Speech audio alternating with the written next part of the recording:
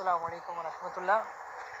आपने ये सवाल किया कि अगर औरत मर्दाना लिबास पहनकर नमाज़ पढ़े या मर्द जनाना लिबास पहनकर नमाज़ पढ़े तो क्या नमाज मकरूह तहरीमी वाजिबुल अदा होगी या नहीं होगी। तो देखें, अगर मर्द जनाना लिबास पहनता है या औरत मर्दाना लिबास पहनती है तो सख्त गुनाहगार है। औरत का मर्दों की मुशाबत इख्तियार करना और मर्द का औरतों की मुशाबत इख्तियार करना ये नाजायज़ गुनाह है, हराम है, और ऐसे मर्दों और औरतों पर अहादीस में लानत की गई है।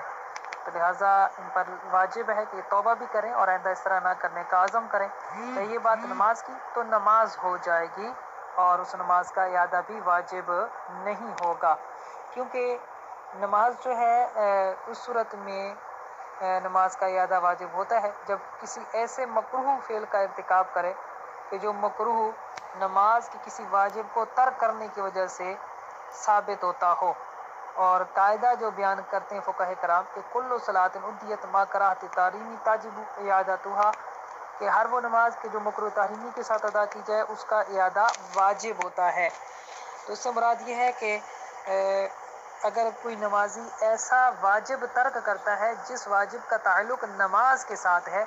और उस वाजिब को तर्क करने की वजह से उसकी नमाज में खलल वाक़ होता है और कराहत लाजिम आती है, तो फिर उस नमाज का इआदा वाजिब है। इसका मतलब ये नहीं है कि जो भी वो मकरूह काम करे नमाज की हालत में, नाजायज़ काम करे, तो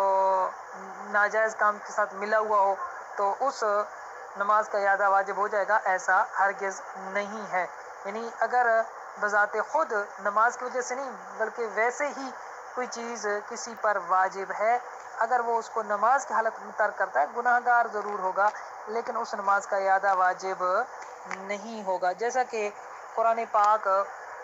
तरतीब से पढ़ना ये वैसे वाजिब है मुसलमान पर।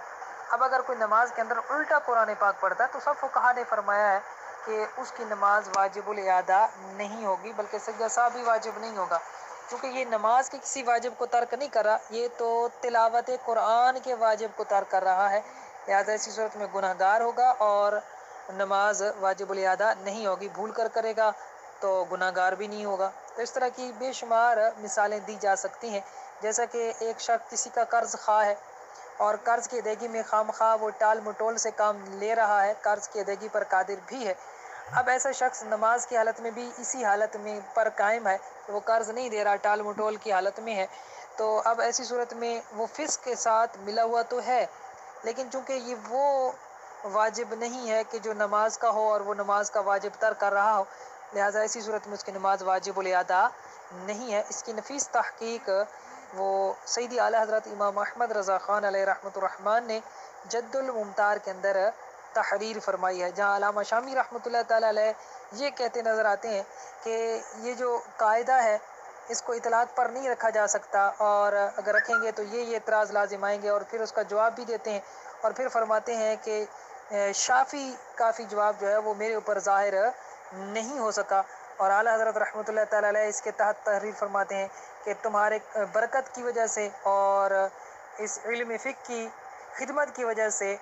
मेरे ऊपर शाफ़ी काफ़ी वाफ़ी जवाब जो है वो ज़ाहिर हो चुका है। और ये जो मैंने ख़ुलासा अर्ज़ किया, ये आला हज़रत रहमतुल्लाह ताला अलैह ने इसका जवाब दिया है कि ये कायदा मुतलक़ नहीं है, बल्कि इससे मुराद ये है कि जब